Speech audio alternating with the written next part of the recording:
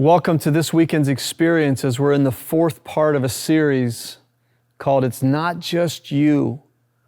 What grief and loss can do to our minds and bodies is astounding. And we want you to know that we are trying to normalize a discussion and a dialogue about grief. And we hope that today, this weekend's experience is helpful. A number of weeks ago, we introduced you to Sarah Vogel. And we told her story, but in the process of telling that story, we found out something more about Sarah that we want you to hear. So before I teach, watch this story and absorb the impact of Sarah Vogel's life. Got married on May 26th of 2001. We had a fun marriage. I mean, he was just a lovable guy. We had our first child, Abby, and she was born December 2nd of 2005, and she was just the light of our lives. But shortly after she was born, he was in intense pain one night, and we found he had a slipped disc. Decided that a fusion was going to be necessary to fuse the space between his vertebrae in his back. So by this time, I was pregnant again with my son, Jack, who was born July 25th of 2008. The surgery was right after Jack was born. We've got an infant that we're caring for, and now he's just had a major surgery, and I'm trying to care for him, and it was a little bit crazy. Unfortunately, he had a really tough recovery. It was February 6th, 2009. He had been asleep when I left for work. He had a doctor's appointment that day. Got a call about 2 o'clock in the afternoon from his dad. He was going to pick him up to take him to the appointment, saying, he's not answering the phone. He probably overslept. Again, nothing that unusual. So I told my boss, I got to step out, I'll be right back. So left work, headed home. And the thought popped in my head, like, what if something's wrong? I pull in the driveway, and just something kind of told me to hurry. I went up, unlocked the door, go in, I'm calling his name, not answering. He's not in the living room. I go into our bedroom and open the door, and I can see he's laying in bed, calling his name again, and that's when I could tell he'd passed away. I think when you get married, you don't think that your marriage is going to be temporary. You expect until death do us part to mean when we're 90, not when we're 30 years old. But that feeling of hopelessness in that moment, I don't know what to do from here, everything just goes through your mind so fast. I'm a single mom. I have an infant who's 7 months old. I've got a 3-year-old daughter. How am I going to do this on my own? How am I going to explain to a 3-year-old that her daddy's gone, he's not coming back? My 7-month-old, that would never remember him. I mean, it was just heartbreaking. I struggled to survive, learning that alcohol was not going to solve my problem. Sleeping pills were not going to solve my problem. Trying to ignore it was not going to solve my problem. It was working through it, trusting in God, and knowing that He's got me. I lost my husband, I lost my best friend, but God was there, God was faithful, and my life is not over. Pain demands to be felt, and we can't escape it.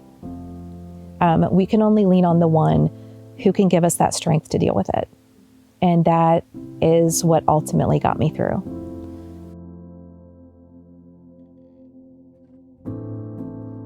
We go to his grave every year for Father's Day, and they visit with him.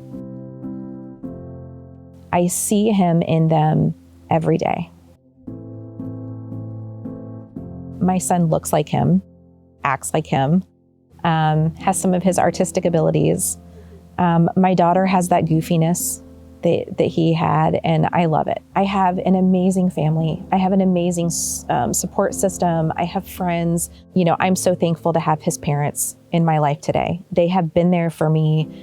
They are my second parents. that we have the promise of eternal life. You know, that reassurance, knowing that I've given my life to Christ, Brian had given his life to Christ, and we'll be reunited. We'll be able to high five in heaven one day. And I'm so excited for that.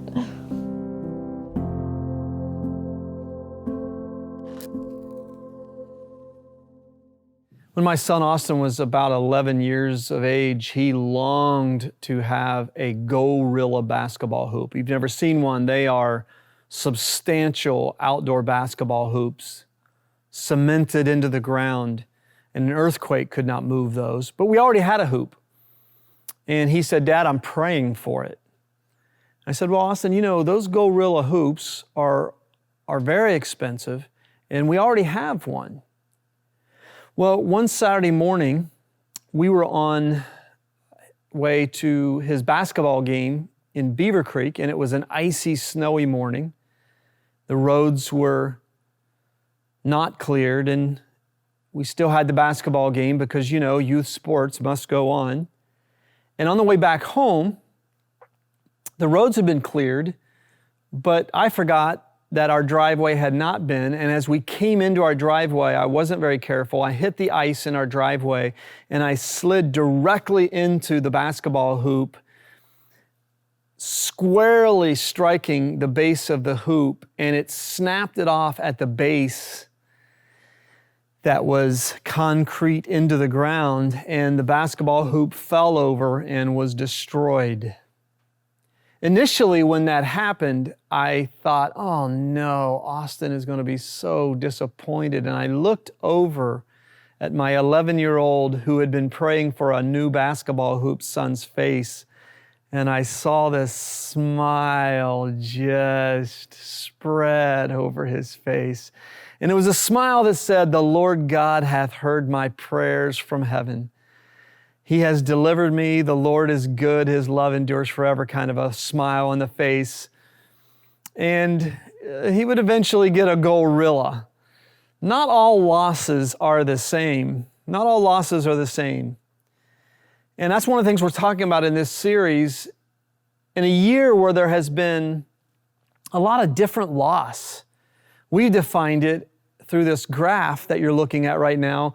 For many, the loss of paces and rhythms and schedules and calendars has thrown off our lives. And some, it's paths, directions, careers have been altered. I know my path has been changed dramatically this year.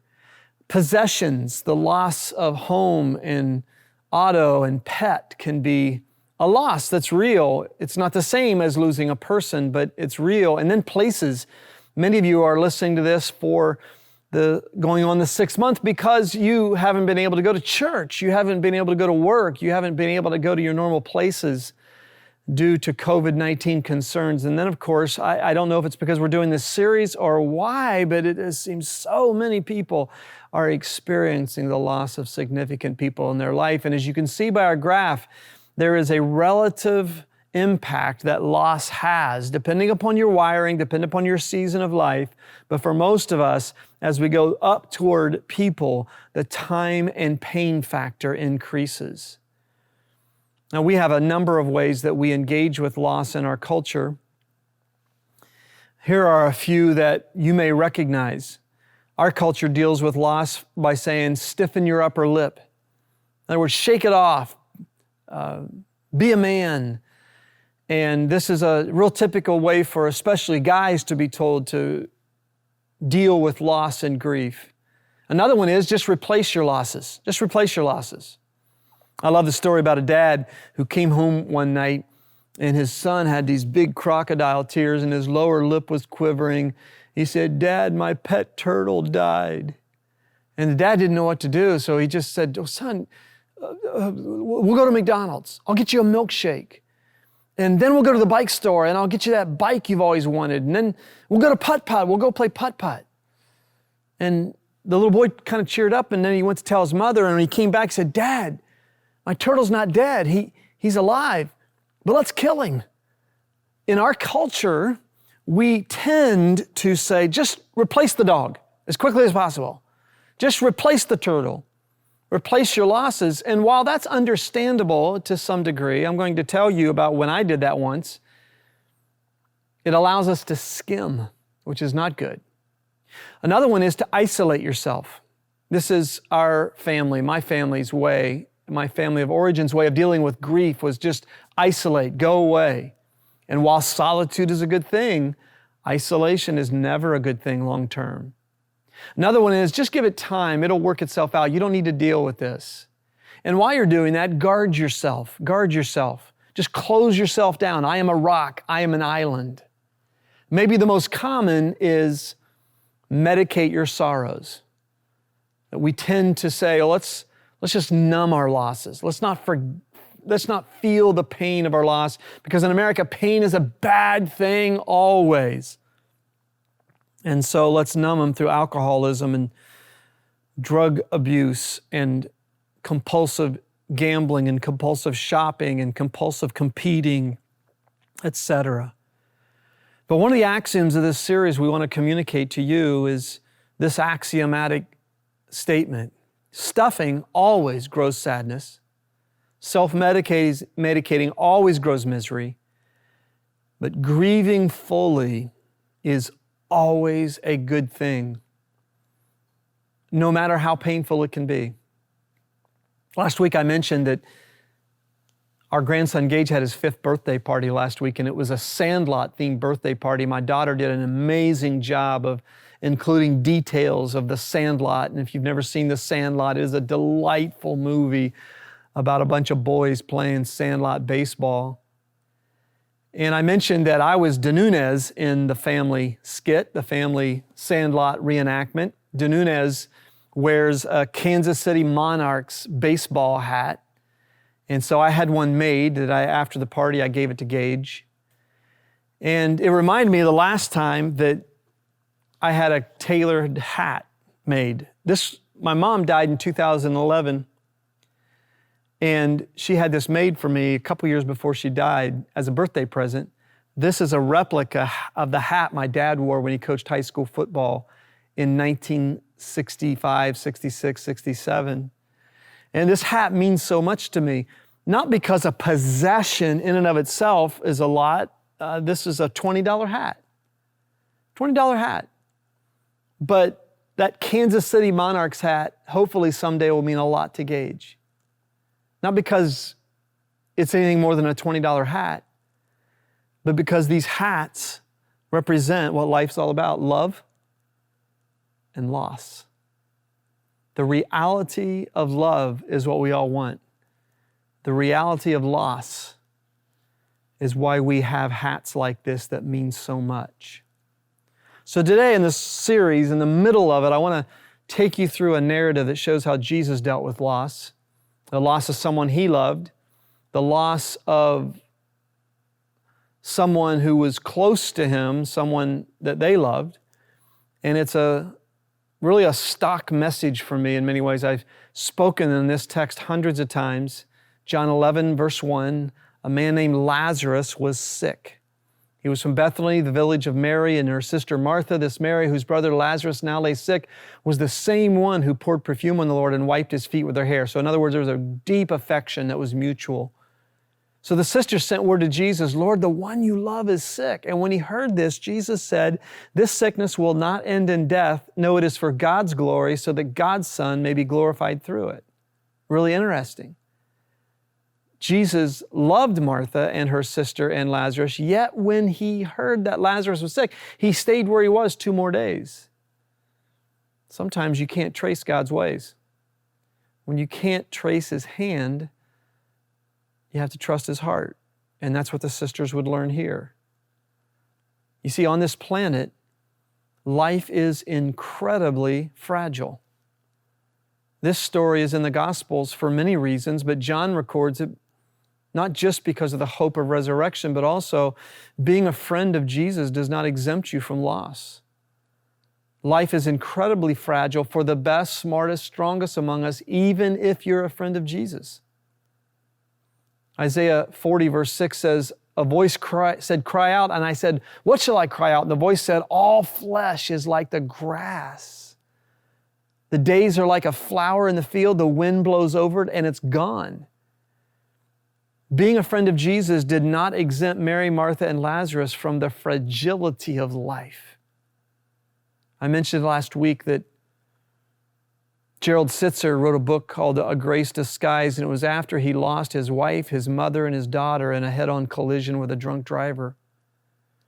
And Gerald Sitzer, in his book, A Grace Disguised, said that he did what people who experience traumatic loss always do. He would have replaying the scene 1,000 times in his mind.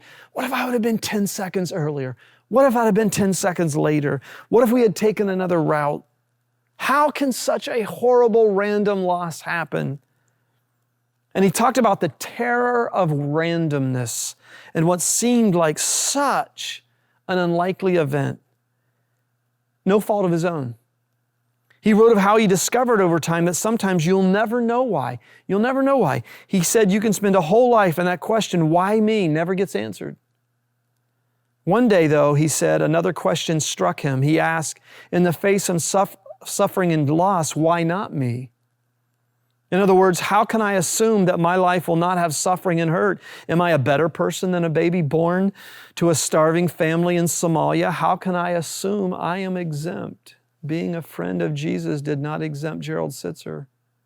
It does not exempt me, just as it did not exempt Lazarus. And whatever illness he had contracted, it took him. Verse 7 says, then he said to his disciples, Jesus, let us go back to Judea. And on his arrival, Jesus found that Lazarus had already been in the tomb for 4 days. On his arrival, Jesus found that Lazarus had already been in the tomb for 4 days. That means Lazarus was dead. Let there be no doubt. And obviously, there are complications to a 4-day-old body. Verse 18 says that Bethany, where Martha, Mary, and Lazarus lived, was less than 2 miles from Jerusalem, and many Jews had come to Martha and Mary to comfort them in the loss of their brother. And when Martha heard that Jesus was coming, she went out to meet him, but Mary stayed at home. Martha was the more boisterous of the two sisters. Mary was the more contemplative. And Martha says, Lord, if you would have been here, my brother would not have died, but I know that even now God will give you whatever you ask. She's saying, I don't understand what your plan is here, but I'm going to trust you. That's what Job said. Though you slay me, God, yet will I trust you. Sometimes trust is just stubbornness. Now notice she questions Jesus because God can handle your questions.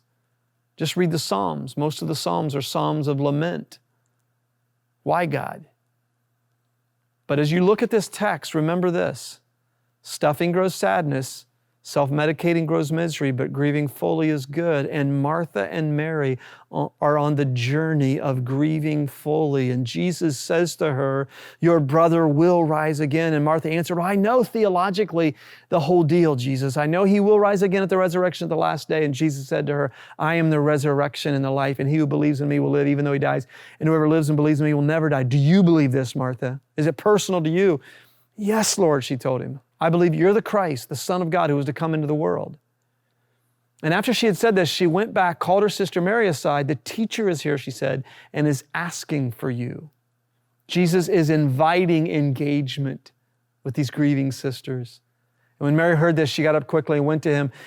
Now, Jesus had not yet entered the village, but was still at the place where Martha had met him. And when the Jews who had been with Mary in the house comforting her noticed how quickly she got up and went out, they followed her, supposing she was going to the tomb to mourn there. This tells you very possibly how fragile Mary was in her deep grief. Have you ever seen someone so grieving that loved ones kind of follow them around the house? When Mary reached the place where Jesus was and saw him, she fell at his feet and said, Lord, if you'd have been here, my brother would not have died. You get the sense that Mary and Martha had rehearsed what they were going to say to Jesus when they finally saw him. This is a tenor of disappointment. When Jesus saw her weeping and the Jews who had come along with her also weeping, he was deeply moved in spirit and troubled. This is one of my favorite verses in the Bible. The literal word used for deeply moved was the word used for the snorting of a wild horse.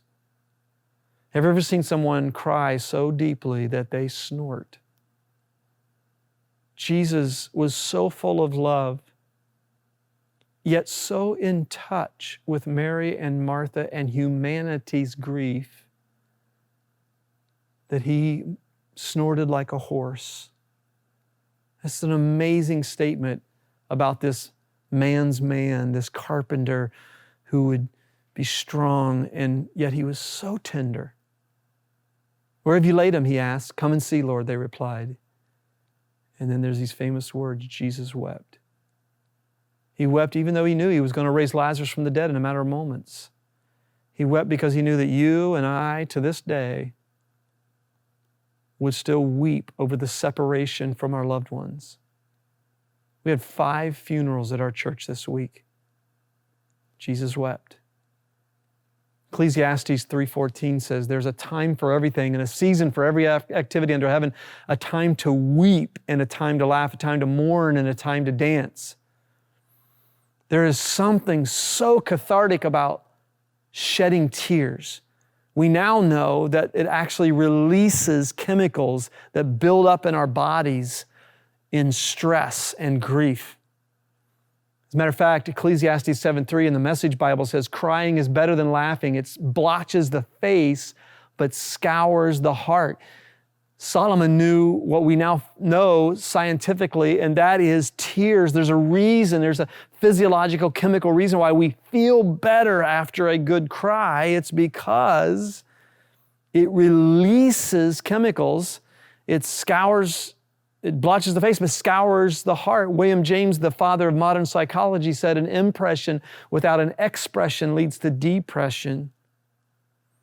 This is so important that you're able, if it takes it, that you're able to sometimes just by looking at the hat and holding the hat, you're able to weep. Because there's a time to weep. There's time to mourn.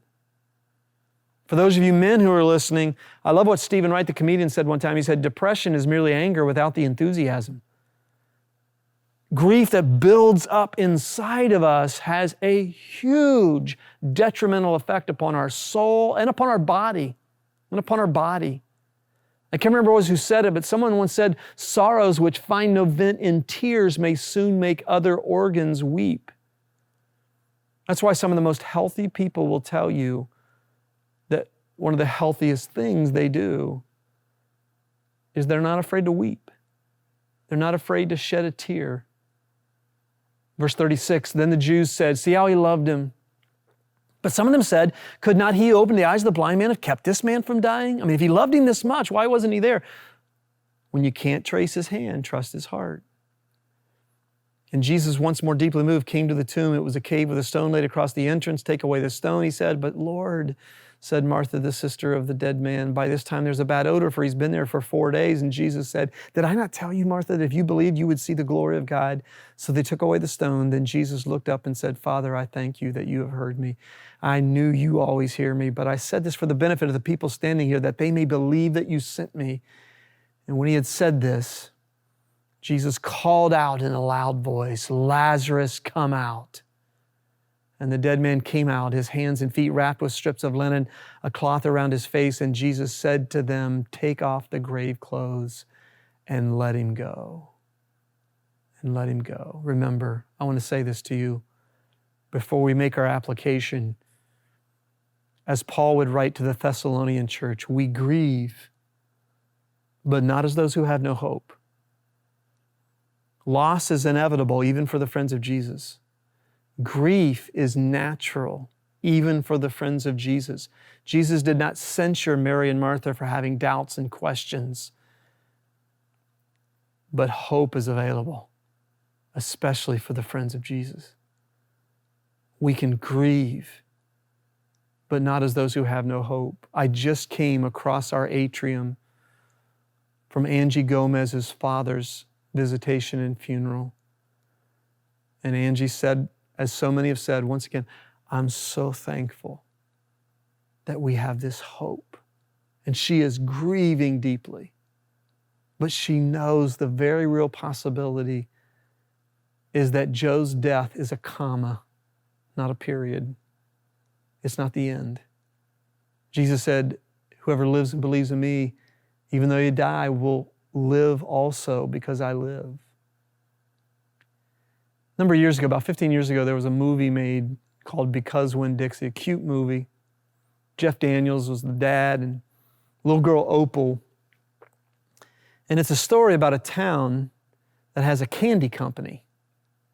The candy company was founded by a man named Litmus when he came back from the Civil War. And though he had survived the war, his mother, his father, and his sister did not. And his grief was so deep, and yet he wanted to take charge of his life, that he realized, what is something that could allow people some joy in a world that is so sad so often? And he thought about it, and then he thought about candy. Candy always makes people happy. And so there's a great scene in the movie when we are told to taste our sorrows, to taste our sorrows, to be able to fully enter the pain. This is a radical thing. This is not something you'll hear in America. That grieving is fully entering into our loss, and in doing so, allowing God to fully enter into our loss with us. This is why skilled therapists will allow a person to experience the emotion of what they lost at 12, at 15, at 20, at 40. It's because in the emptying of the self, in entering that pain and the chasm of that loss, the nothingness that exists in grief, God enters that with us. Would you dare do something this week? Would you dare, maybe you just need to taste the goodness of God. And I'm holding some candy. And maybe you just get some candy if your diet will allow, and you get some candy and you just, Psalm 34:8 says, taste and see that the Lord is good, that you enter into allowing yourself to feel the pain of your grief so that God's goodness can enter in as well. Maybe what you'll need to do is pick up your hat.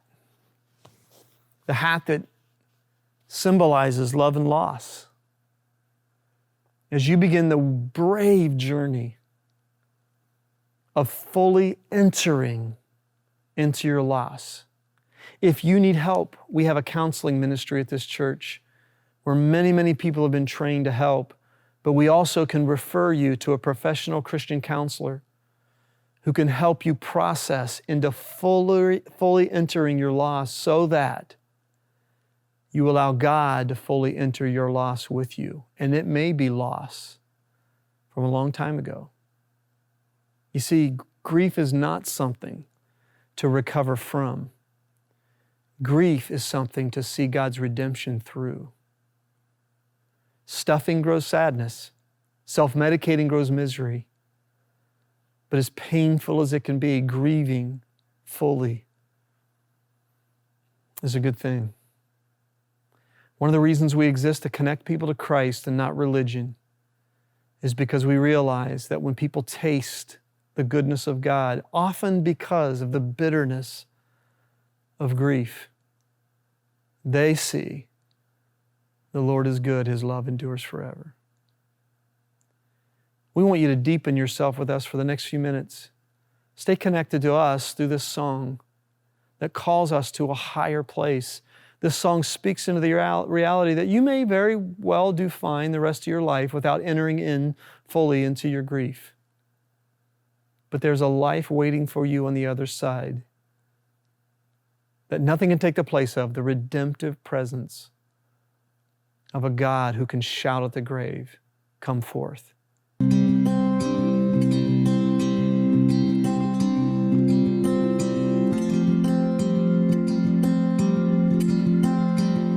The world behind me, the cross before me.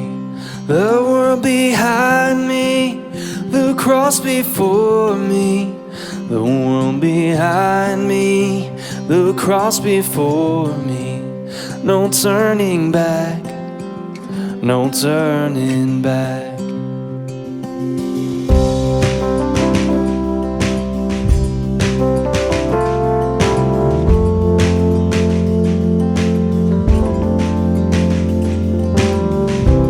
I could hold on, I could hold on to who I am and never let you change me from the inside.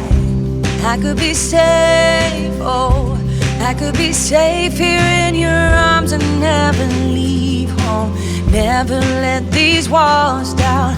You have called me higher, you have called me deeper, and I'll go where you lead me, Lord. You have called me higher, you have called me deeper, and I'll go where you lead me, Lord.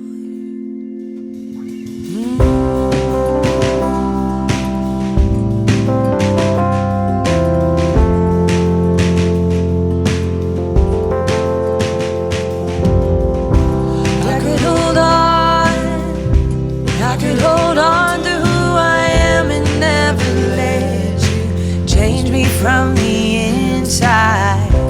I could be safe, oh, I could be safe here in your arms and never leave home. Never let these walls down, but you have called me higher, you have called me deeper, and I'll go where you lead me, Lord.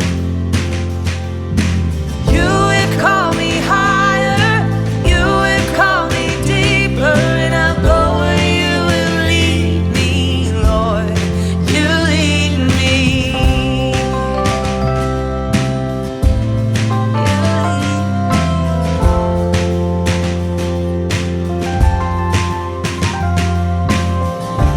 I will be yours, oh, I will be yours for all my life, so let your mercy light the path before me. I will be yours, Lord, I will be yours for all my life, so let your mercy light the path before me. You have called me higher, you have called me deeper, and I'll go where you lead me, Lord. You have called me higher, you have called me deeper, and I'll go where you lead me, Lord. You have called me higher, you have called me deeper, and I'll go where you lead me, Lord. You have called me higher, you have called me deeper, and I'll go where you lead me, Lord. You lead me.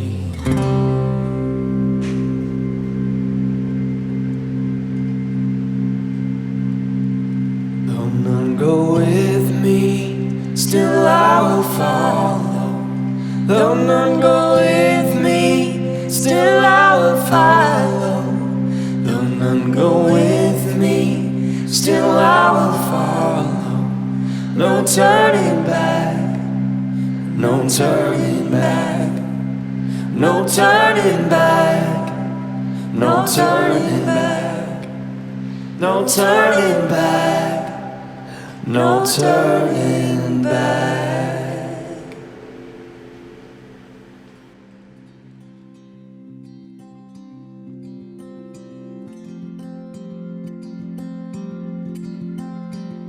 The world behind me, the cross before me. The world behind me, the cross before me. The world behind me, the cross before me. No turning back, no turning back.